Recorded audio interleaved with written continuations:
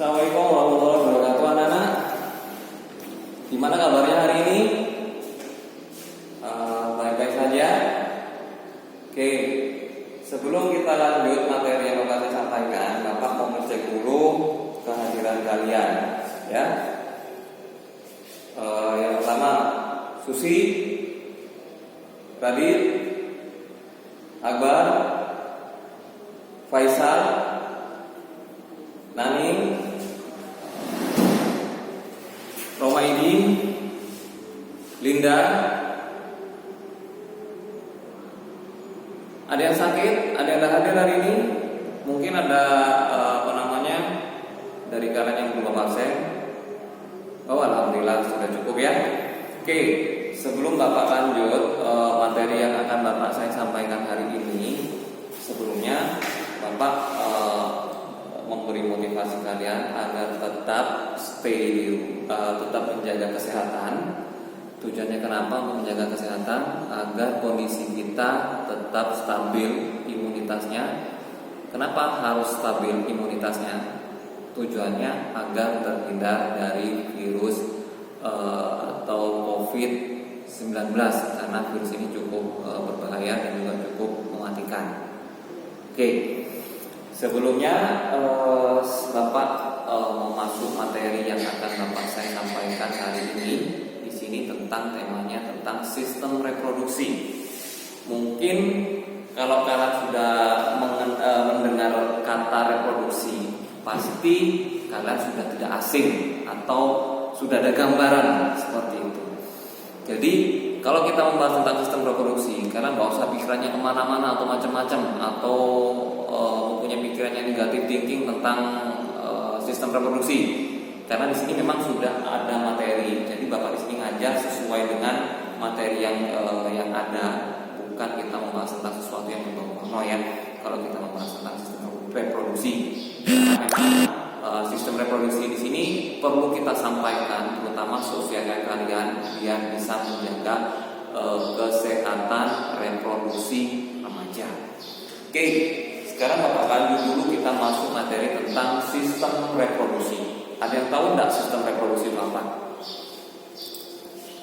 Ada yang tahu? Kalau tidak ada yang tahu, Bapak akan jelaskan tentang sistem reproduksi. Sistem reproduksi di sini adalah merupakan suatu proses di mana suatu makhluk hidup itu akan melanjutkan keturunannya. Tujuannya apa melanjutkan keturunan di mana? Agar keturunannya tidak punah. Itu adalah tujuan dari proses suatu reproduksi, ya. Kalau kita membahas tentang reproduksi, terutama pada sistem reproduksi pada manusia, di sini ada dua macam. Ada apa saja? Ada laki-laki dan juga ada perempuan.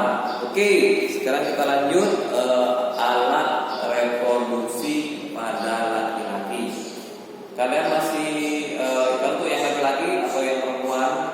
Nggak usah senyum-senyum ya, kita tetap belajar ya, biar tahu. Jadi tujuannya untuk mengerti apa sih reproduksi, tujuannya apa, fungsinya apa, terus bagi kesehatan juga apa. Mari kita bahas satu-satu ya. Oke, selanjutnya kita masuk tentang sistem reproduksi pada laki-laki. Organ bagian luar dari sistem reproduksi pada laki-laki yang pertama ada penis, ya. Ada yang tahu penis ini apa?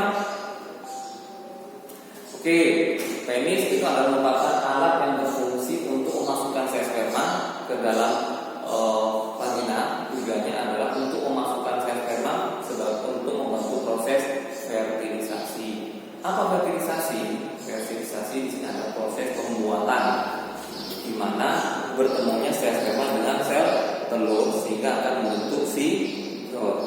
Itu yang dikatakan fertilisasi. Yang kedua di sini adalah skrotum. Skrotum di sini adalah merupakan pembungkus dari testis. Testis kan laki-laki ada berapa sih? Ada dua. Testis di sini ada bungkusnya, namanya skrotum. Di mana skrotum ini mempunyai fungsi untuk mengatur suhu pada bagian testis. Ketika suhunya cuacanya panas, biasanya testis ini, skrotum ini akan mengendor. Karena kenapa? Karena cuaca panas. Tetapi jangan ketawa ya. Tetapi kalau kita membahas ketika cuaca dingin, ini skrotum akan mengkerut ke atas atau naik. Kenapa seperti itu? Karena cuacanya dingin. Karena di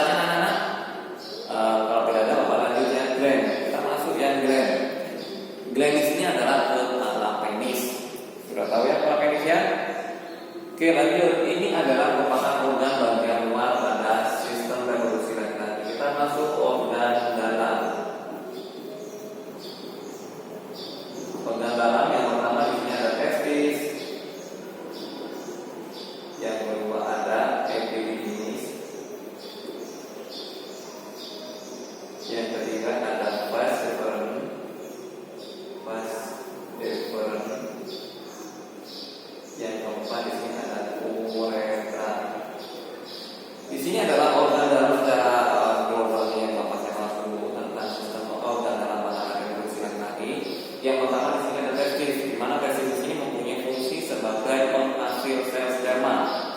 Yang kedua di sini adalah epididymis. Epididymis di sini adalah berfungsi untuk proses pematangan pada sel sperma. Vestibular di sini adalah merupakan saluran yang menghubungkan dari testis, epididymis menuju ke vestibular, kemudian menuju ke uretra. Uretra adalah merupakan saluran lanjutan dari vestibular, di mana sel sperma yang akan dikeluarkan akan menuju ke keluar. Ini adalah organ dalam pada bagian testis. Ada yang bertanya kemana? Tidak ada. Oke, lanjut. Kalau memang tidak ada, kita lanjut ke sistem reproduksi pada wanita. Kalau pada wanita, itu sebelum Bapak bahas dulu, sekarang saya mau tanya dulu pada kalian, terutama yang perempuan. Kalian tahu nggak proses menstruasi itu seperti apa? Kalau bagi perempuan, ada yang tahu? Kenapa kok yang dikeluarkan darah, kok tidak berupa air pada saat terjadinya proses menstruasi? Ada yang ngerti nggak? Jadi yang dikatakan proses menstruasi itu, kenapa yang dikeluarkan darah, itu Bapak akan jelaskan dulu. Dimana kalau posisi kayak kalian yang masih belum punya keluarga, belum punya pasangan, itu terjadinya proses menstruasi. Kenapa kok bisa dikeluarkan darah? Karena pada saat proses menstruasi terjadi, ovarium, sel telur yang dihasilkan oleh ovarium ketika sudah matang akan dilepaskan menuju ke tuba falopi. Dari tuba falopi sel telur itu berhenti di situ. Tujuannya kenapa? Menunggu sel sperma datang untuk membuahi. Tetapi ketika kondisi kayak kalian, ini kan masih belum punya pasangan, jadi tidak ada sel sperma yang masuk. Jadi sel telur ini ketika sudah berhenti di tuba falopi, tidak ada sel sperma yang membuahi, maka sel telur ini akan turun menuju ke dinding endometrium. Ketika pada saat nempel di sini, terjadilah proses perubahan antara sel telur dengan dinding endometrium, sehingga yang dikeluarkan adalah darah. Tapi di sini adalah darahnya darah kotor atau kotor hasil perombakan antara dinding endometrium dengan sel telur. Sekarang saya mau tanya, kenapa kok yang dikeluarkan darah? Karena di situ pada proses pendegradasian pada dinding endometrium itu tersusun atas kapiler darah, sehingga yang dikeluarkan adalah darah. Itu adalah proses berlangsungnya proses menstruasi. Jadi materi yang Bapak saya sampaikan nyampe sini dulu untuk sistem reproduksi pada wanita.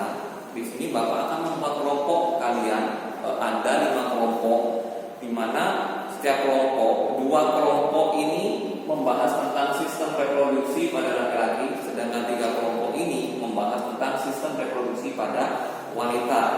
Nanti ketika kalian Bapak saya kasih lembar kerja kalian, ketika nanti saya kasih ke kalian nanti identifikasi